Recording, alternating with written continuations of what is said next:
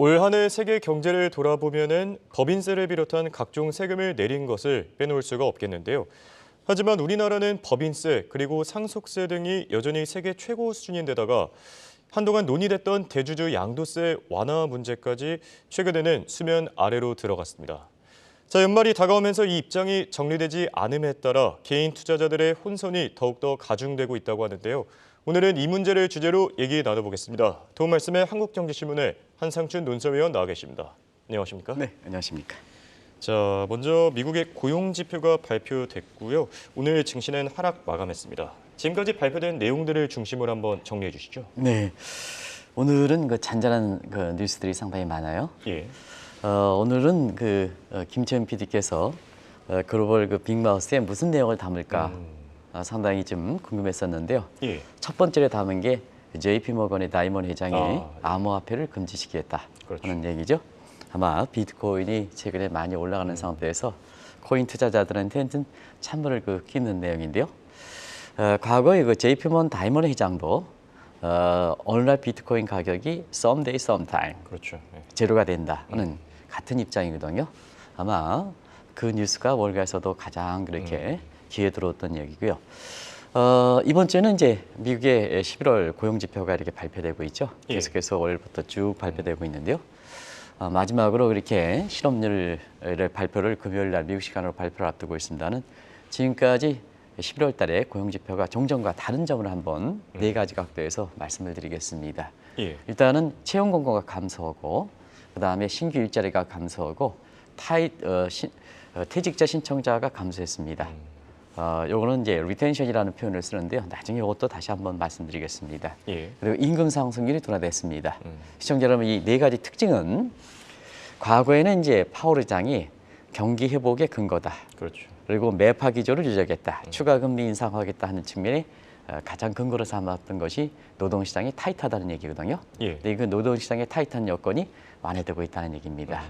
그런 측면이 향후에 금리 인하에 대한 기대감을 높였다 이렇게 보겠습니다. 또 한 가지 뉴스는 아무래도 홍 앵커께서 적어주셨습니다는 WTI가 6개월 만에 최저치로 떨어진 게 아닌가. 예. 배럴당 70달러대로 떨어진 게 아닌가 생각합니다. 많은 사람이 그랬습니다. 국내 증권사들이 이스라엘과 하마스 간의 충돌, 저희들은 같이 이렇게 스태프진들이 전쟁보다는 충돌로 표시하자.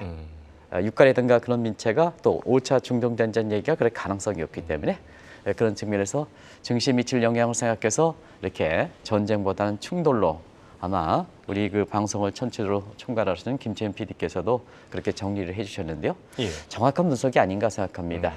결국 하마스와 이스라엘 간 충돌로 인해서 골드만삭스는 150달러. 그렇죠. 국내 예측간 대부분 다 100달러 이상 올라간다. 인플레 재발 우려가 된다. 근데 지금은 서텍사 중길로 배럴당 70달러까지 아주 멀어졌습니다. 예.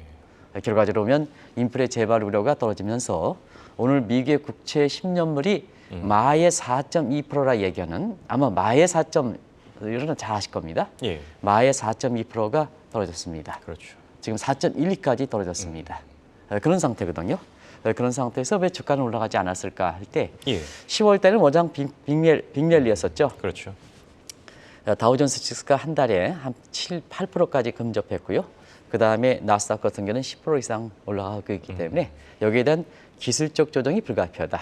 그래서 오늘 그 3대 지수에 대해서 주가가 하락한 것을 이렇게 애써 의미를 부여하는 자체가 잘못되어 있다는 걸 말씀드리겠습니다. 예. 우리가 이번 주도 계속해서 기술적 조정상 불가피하다 하는 그렇죠. 말씀을 계속했는데요.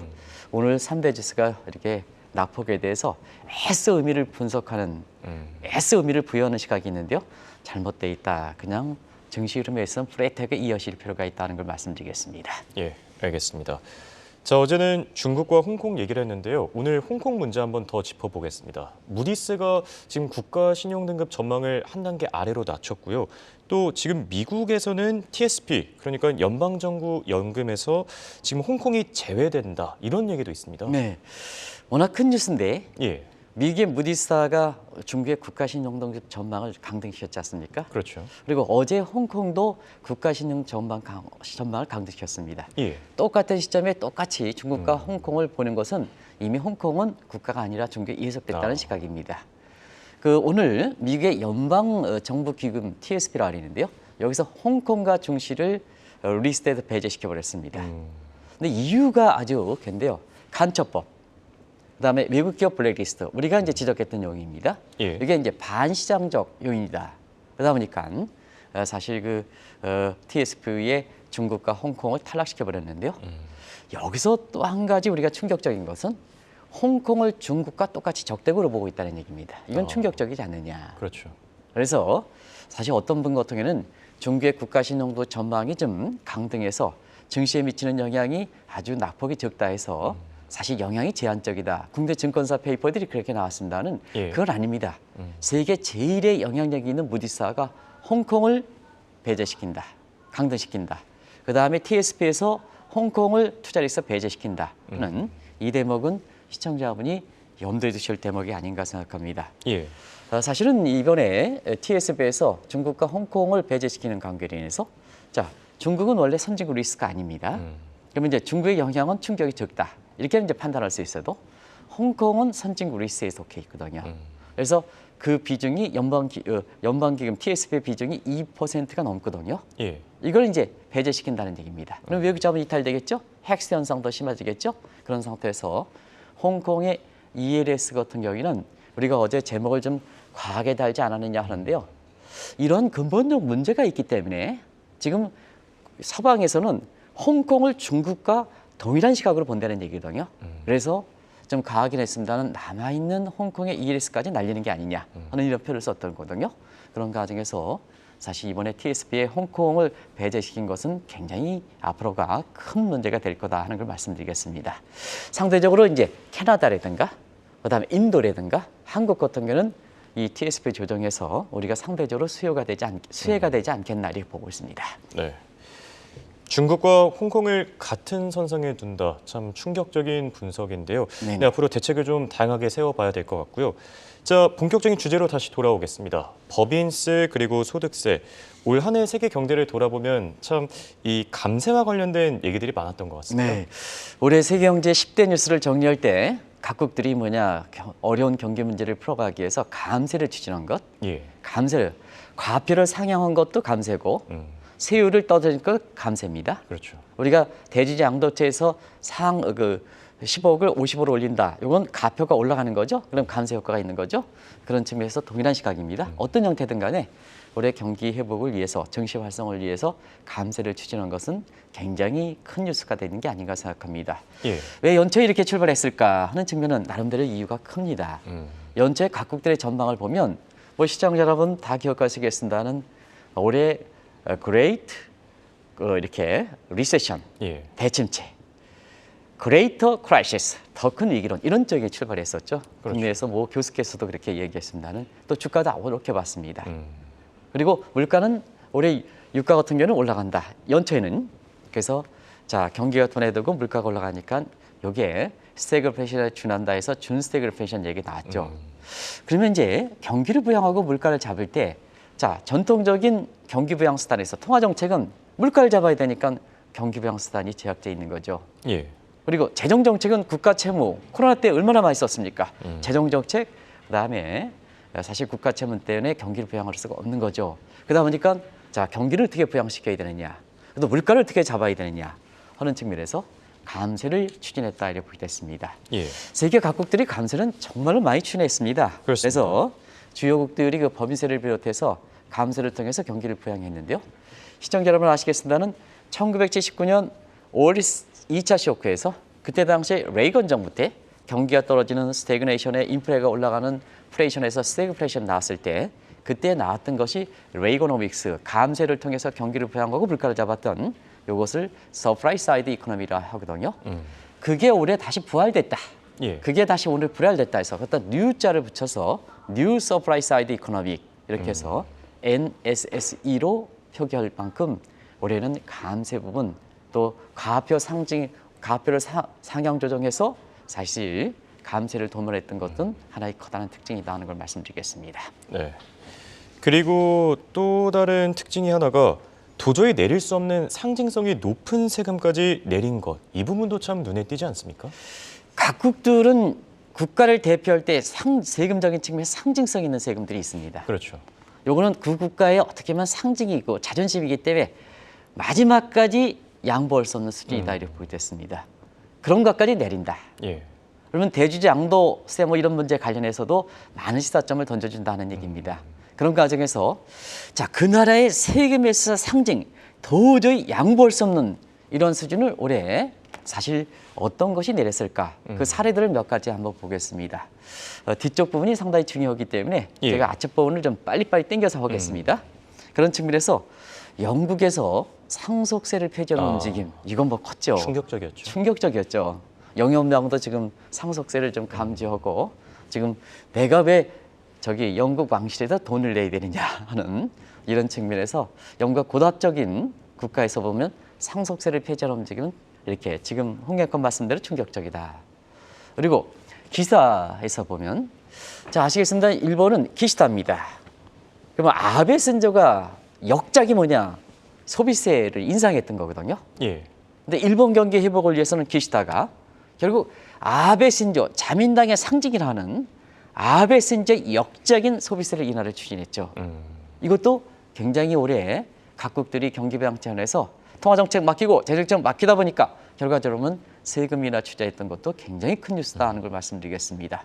그리고 아시겠습니다는 바이든은 리쇼링을 위해서 법인세를 15%까지 떨어야 되겠다. 그렇죠. 이건 뭐 사실 이것도 우리가 충격적이었죠. 충격적이었죠. 우리 법인세가 뭐냐 하면 지금 한 25% 정도 되는데요. 거의 10%포인트 정도 이렇게 세금을 감면시켰다면 나라도 뭐냐 한국 기업이라 하더라도 미국으로 달려갈 수밖에 없습니다. 달려갈 수밖에 없습니다. 이런 상징성 있는 것도 했다. 그중에서도 기업이 뛰어놀아야 된다. 그래서 오죽했으면 트리키의 에르도안 대통령도 법인세 인하를 추진했거든요. 법인세 인하를 추진했거든요. 예. 그래서 법인세를 올해 인하했던 것은 우리가 기업의 부가가치 총칙에서 경제 성장을 일으키는 데 주역인데요. 이 법인세를 각국들이 이게 추진했던 것은 하나의 우리 경제 입장에서는 굉장히 시사점을 던져주지 않겠나 하는 생각이 듭니다. 네.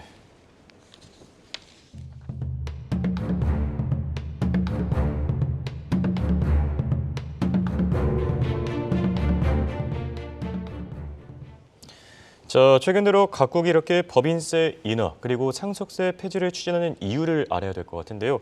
오랜만에 경제 공부 한번 하고 갈까요? 네, 사실은 경제 공부하더라도 그동안 한국경제TV를 통해서 재정정책 맡기고 통화정책 맡기다 보니까 제3의 지대에서 예. 우리가 1980년대 같은 세율 감면 내지는 과표 상향 조정을 통해서 개인들의 세부 부담을 줄여야 된다. 이런 말씀을 드렸었고 예. 우리가 경영에 있어서는 지금 경영 계획들을 좀 짜고 있는데요. 지금은 리스크가 많이 돼 있는 하이퍼 언서튼티 시대입니다. 그러면 매출액 증대시킨다 하면 불확실한 환경에 노출되는 거 아니겠습니까? 그러면 매출액 증대해서 이윤을 증대시키면 그 이윤은 불확실하게 더 노출돼 있죠. 근데 그걸 파지티브 매니지먼트 경영이라고 하거든요. 예. 그럼 불확실성일수록 자 이윤을 댄데 투자자 입장에서는 그 이윤이 신뢰하면 그 해당 기업이 컨트롤 수가 있어야 되는 거죠. 그렇죠. 그래서 임금 삭감하고 대출 축소해서 금리 삭감하고 원자재 확보해서 원자재 각종 비용 이게 네거티브 매니지먼트거든요. 예. 그러면 이건 기업에서 통제할 수 있지 않습니까? 그렇죠. 그럼 비용을 줄여서 수익이 나온다. 그럼 이 수익은 확실하게 믿을 수가 있는 거죠. 그런 측면에서 각종 세금이나 비용 감소 이런 쪽에 비용을 축소시켜서 자 기업들이 프로핏을 증대시키고 이윤을 증대시키고 국가도 뭐냐 경기 부양한다 이렇게 보시됐습니다. 그런 것이 뭐냐 국가 차원에서는 세율을 인하하고 그 다음에 의욕을 고취시켜서 경제 성장하고 세수를 증대시킨다는 얘기입니다. 이게 영국의 순핵 정부가 예. 사실 영국 경제가 지금 브렉시트 잘못 판단에 의해서 경기가 어려운데요. 물가도 올라가는데 어떻게 잡아야 될 것이냐. 결국 왕정의 상징이고 영국의 상속세를 폐지해야 되지 않느냐. 그러면 경제 주체들이 의욕이 증대되지 않느냐. 그러면 경기 회복이 되지 않느냐. 그럼 경기 회복이 되면 세율 감산에 따라서 결과적으로 보면 세수 감소보다도 경기 회복에서 누진적인 이해에서 재정 수입이 증가하는 것이 더 크거든요. 그런 과정에서 뭐냐 영국이 갖고 있는 고질적 문제를 풀겠다는 것이 바로 그런 측면이거든요. 예. 그래서 제3지대에서 이렇게 세금 감면을 추진했던 것은 굉장히 큰 뉴스다 이렇게 보이됐습니다.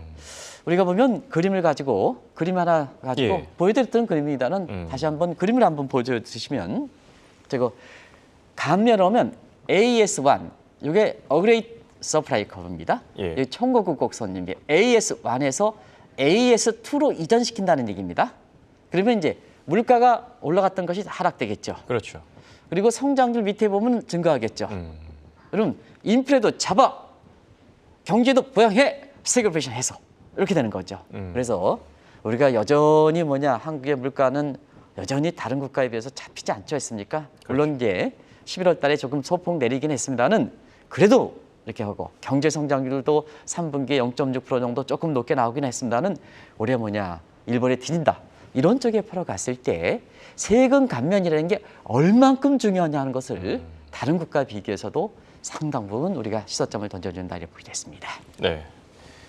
말씀하신 대로 지금 세계 경제 트렌드를 보니까요. 감면 하나의 추세로 자로잡고 있습니다. 그런데 얼마 전까지만 해도 우리나라의 경우 이 증세 정책이 하나의 트렌드 아니었습니까? 네. 제가 이 문제는 정책을 띄지 않는 거로 우리가 잘 아시겠습니다는 우리가 증세 문제는 이전 정부 문재인 정부의 아주 이렇게 어떻게 보면 키워드가 됐다 이렇게 보게 됐습니다. 문재인 정부는 비정상적인 증벌적 증세 정책을 추진했죠. 그래서 법인세, 상속세 이런 것이 세계 최고 세율이 됐던 거죠. 그래서 대기업, 강남에 무슨 거기서 어떻게 사느냐 관계없이 강남에 사면 거기에 최근에 조금만 세금을 감소하면 부자 감세냐. 대기업에 대해서도 대기업이라는 거에서 대기업도 사정이 다 다른 거거든요. 대기업에 붙어가지고 조금 감세하면 부자 감세냐. 이렇게 얘기하면 안 되지 않느냐. 그런 점에서 오늘 말씀드린 대주주 이렇게 양도세 문제에 대해서도 예. 자 2000년서부터 이게 한 100억 서서 출발했습니다. 계속해 떨어지가 문재인 정부 때는 10억까지 내렸습니다. 이게 이제 과표를 내린다는 것은 그만큼 이렇게 세제 그러면 주식을 갖고 있는 사람이 무슨 죄가 졌느냐. 어려운 가운데 돈 벌어가지고 주식 투자해서 기업들한테 구매에 맞는 자금 조달해주고 개인의 재테크 수단 이렇게 하는데 어떻게 보면 그렇게 긍정적 측면을 기여하지 못하고 주식을 좀 갖고 있다고 이걸 이 사람들을 이상한 각도로 봐야 되느냐. 근데 10억까지 낮췄습니다. 예. 이것도 3억까지 낮추겠다가 그나마 홍남기 부총리가 공가를 하면 3억까지 낮추겠다 하는 것을 10억까지 유지했던 배경이거든요. 근데 지금의 우리의 증시 규모라든가 이런 걸 볼 때는 10억이라는 규모는 너무 작습니다. 너무 작습니다. 그런 측면에서 시청자 여러분 아시겠습니다. 이렇게 증세하다 보니까 결국 다른 국가들은 감세를 통해서 경기 회복과 증시 활성화하는데 예. 우리는 증세 문제가 풀리지 않다 보니까 또 현 정부 들어와서도 지금 1년이 넘었는데 이게 잘 풀리지 않다 보니까 법인세, 상속세 무슨 또 여전히 높아. 물론 현 정부 들어와서 정상화시키기에 굉장히 노력했습니다는 자, 안 지켜주는 게 대주주 양도 문제거든요. 양도세 문제거든요. 자, 대통령 윤석열 대통령 공약상에도 이걸 현실화시키겠다. 10억, 50억. 구체적으로 상향순으로 결정하지 않았지만 올해 그 기준에 의해서 이게 좀 완화되지 않겠느냐 해서 대부분 연말되고 반복됐던 게서 이거 맞추기 위해서 처분했던 것을 보여오고 있었거든요. 예. 근데 아직 입장이 정리되지 못하고 있습니다. 근데 물량 갖고 있습니다. 근데 입장 정리하지 못하면요. 나중에 왕창이 나올 가능성이 높거든요. 이거 어떻게 올 것이냐 하는 측면입니다. 그런 측면에서 보면 시청자 여러분 한국의 그것이 법인세든 그것이 상속세든 그것이 대주주의 양도세든 관계없이 거의 세계 최고 수준의 이 문제는 결과적으로 보면 한국 경기라든가 그다음에 한국의 증시가 이렇게 활성화되지 못한 큰 요인 중에 하나다 이렇게 보게 됐습니다. 예. 우리가 영국의 상속세 문제할 때도 상속세 우리가 폐지만 하면 코스피 당장 4,000포인트 간다.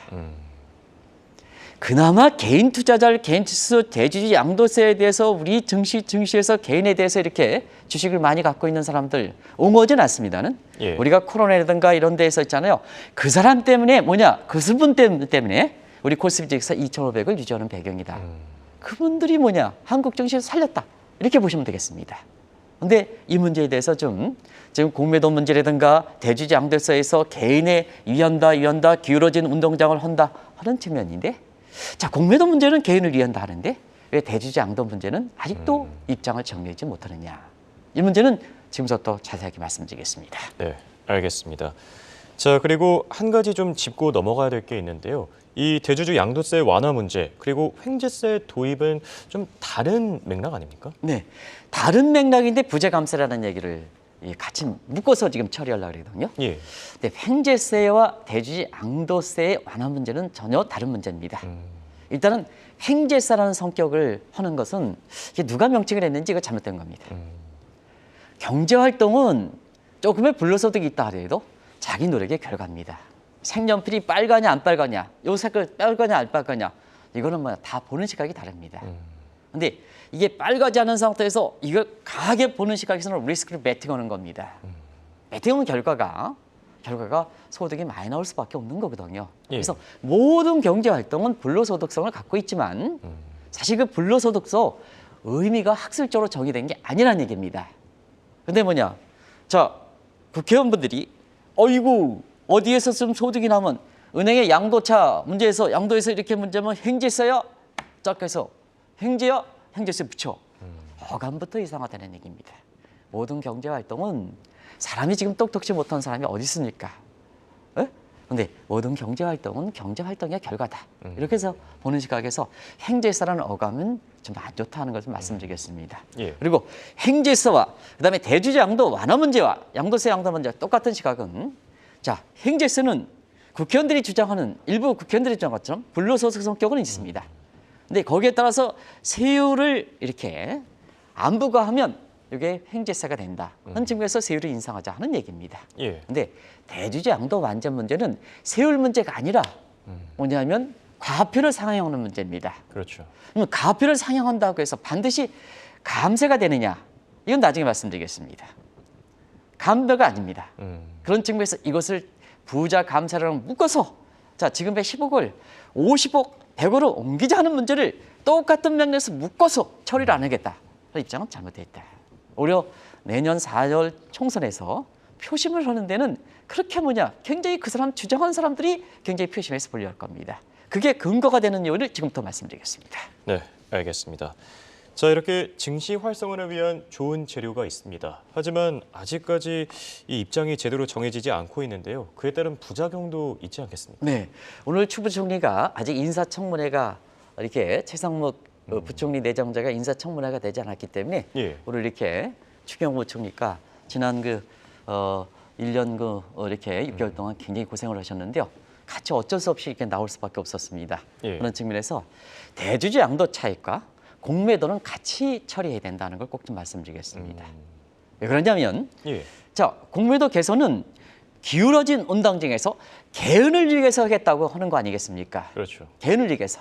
그래서 지금 공매도 금지 기간을 설정해서 인프라를 갖추기 위해서 지금 여러 가지 공청회라든가 이런 걸 통해서 이것을 개선하고 있습니다.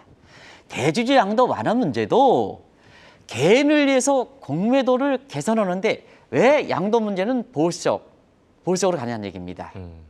대주주 양도 문제도 개인 투자자를 위하는 건데, 그래서 일단은 정책적인 측면에서 공매도의 개표 문제는 대주주 양도 완화 문제와 별도로 가져갈 수 있는 문제가 아니다. 목적은 똑같이 비우러진 운동장의 개인을 위한 전략이기 때문에 똑같이 가져가야 된다는 입장을 말씀을 드리겠습니다. 예.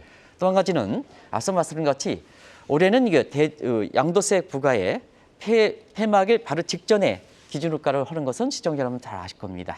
자, 과거에는 이거를 앞두고 4분기로 조정했습니다. 근데 정책 단계에서는 대주주 양도 완화하겠다 말했다 하니까 뭐냐, 결과적으로 보면 과거에 이것이 잘못됐다 하시는 분들 입장에서 이번에 좀 개편되지 않은 기대했기 때문에 아직 뭐냐, 이게 뭐냐면 아직도 많이 보유 물량을 갖고 있습니다. 예.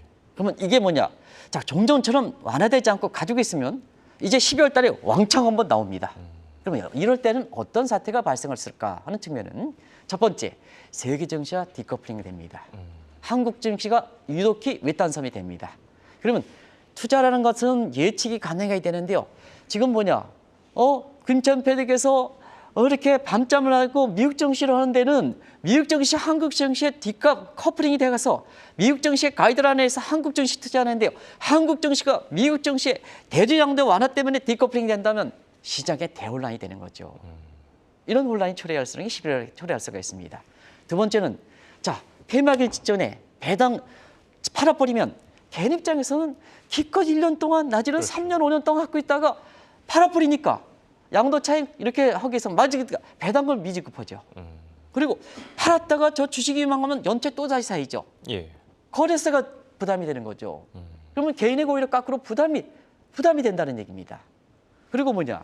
자, 재정 수입이 가표를 50억, 30억을 올렸다고 해서 그것이 뭐냐? 야당 의원들이 주장하는 것처럼 부자 감세냐? 그렇지 않습니다. 왜냐하면 자, 폐막일 직전에 팔아야 되니까 조세 피수단이 되는 거죠. 그 양도세, 그 과도한 양도세를 회피해서 팔아야 되니까 조세 피수단이 되는 거죠. 그래서 뭐냐? 전체적으로 가표 상황에 따라서는 감세 문제와 조세 피수단으로서 처분해야 되는 감세 문제, 그게 뭐냐? 전체로 썸되면, 전체를 계산해 보면 그렇게 감세가 안 된다는 얘기입니다. 그래서 부자 감세라고 얘기하는 것은 잘못되어 있다는 얘기입니다. 그러면 한번 이게 보겠습니다. 그래서 조세 비수단이기 때문에 부자 감세이기 때문에 이걸 상향 조정하지 말아야 된다 하는 것은 상당히 잘못되어 있다고 보겠습니다. 거꾸로 보겠습니다. 외국인과 기관 투자가들은 뭐냐? 자, 한국에서 보면 12월 달에 저거 양도 차익 맞추기 위해서 반드시 개인 투자 물량이 처분해 하다 보니까 어떻겠습니까? 자, 홍역거가 외국인입니다. 자, 한국에 12월 달에 저 주가 떨어져. 그럼 뭐냐? 외국인과 기관 투자가들은 뭐냐? 이거 12월 달에 주가가 떨어져? 공매도 칩니다. 그럼 뭐냐? 실제로 개인 투자가들이 양도세 완화를 위해서 주식 처분하면 주가 떨어지지 않습니까? 돈 벌지 않습니까?